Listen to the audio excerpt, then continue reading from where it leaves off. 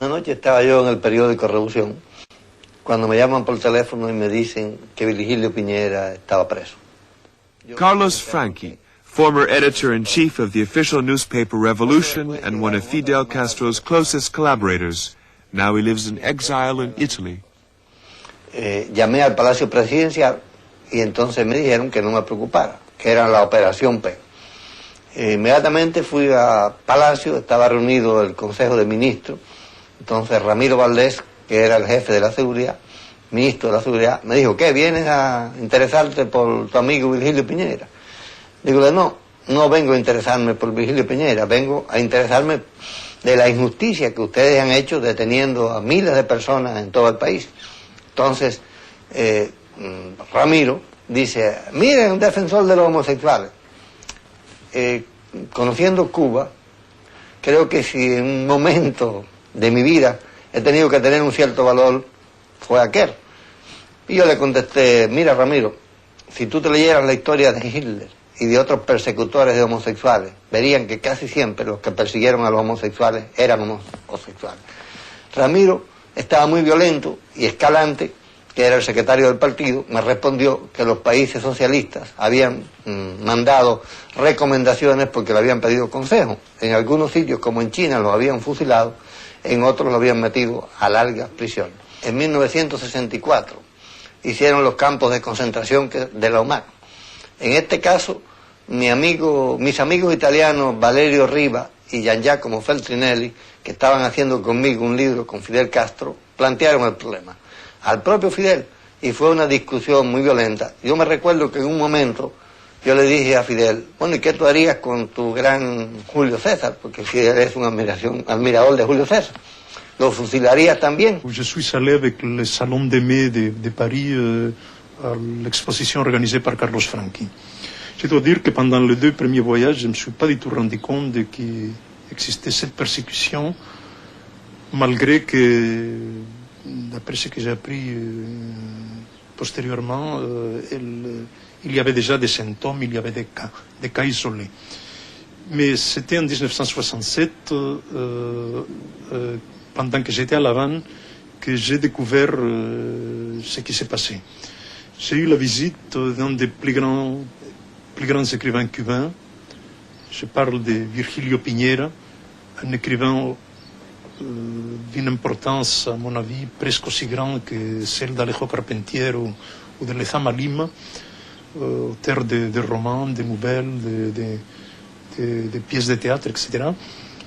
Virgilio m'a raconté alors tout ce qui s'est passé.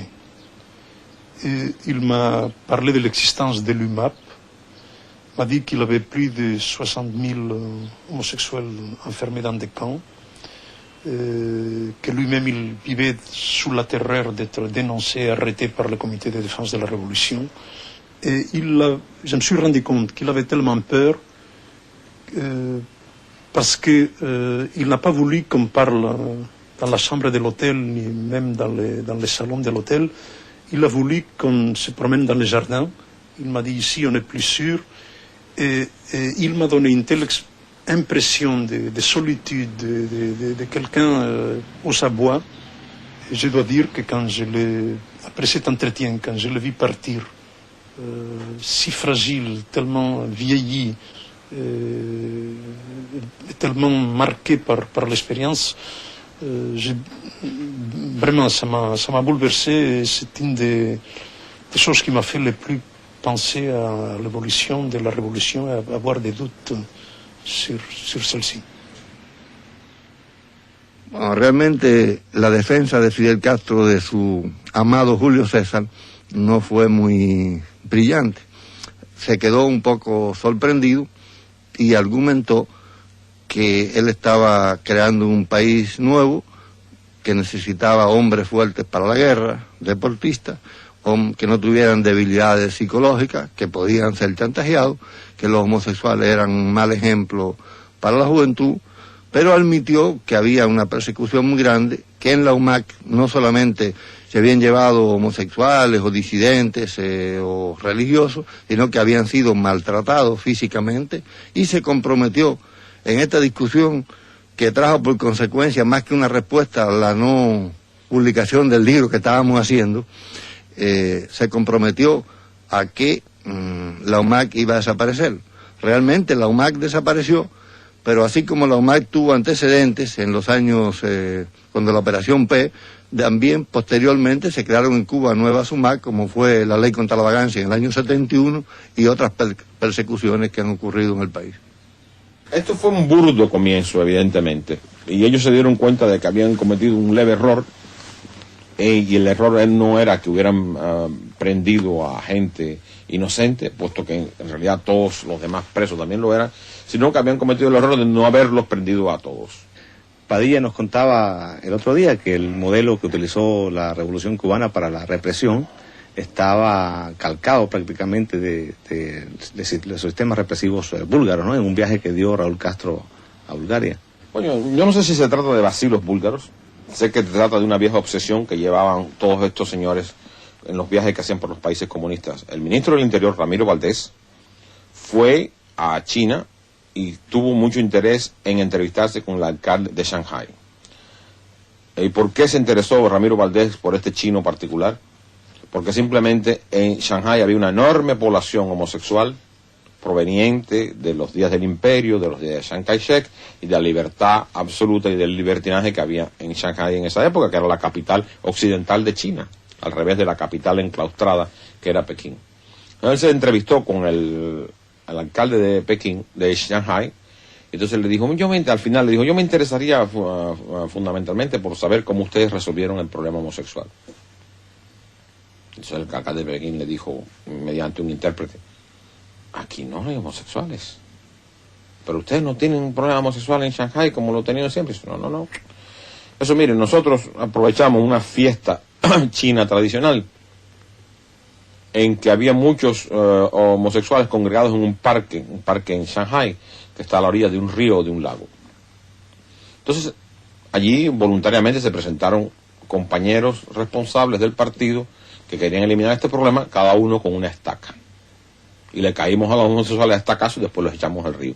Y los cuerpos esos flotando río abajo fueron tal ejemplo que se acabó el homosexualismo en Shanghái. Entonces, este cuento lo hizo Ramiro Valdés al regresar de su viaje a China en el año 63.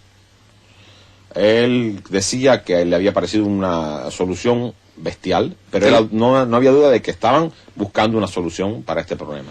Esto está mezclado con el machismo español, que es tan obvio en Fidel Castro, es decir, Fidel Castro no hace nada que no sea para demostrar cuán macho, cuán superhombre, cuán supermacho es él.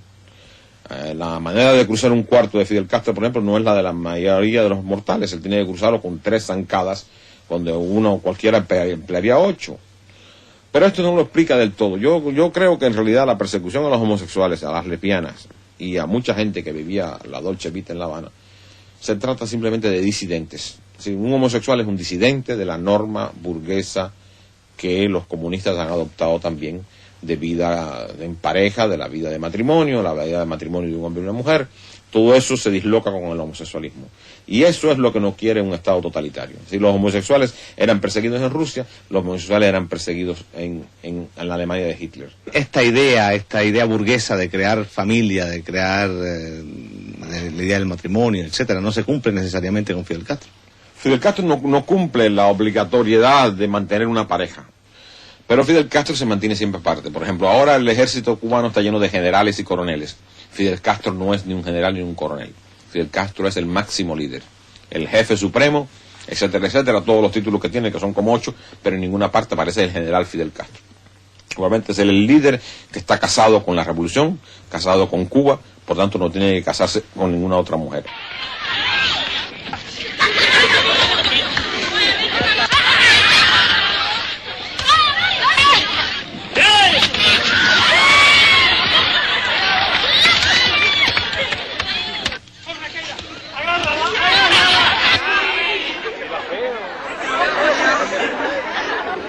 Bueno.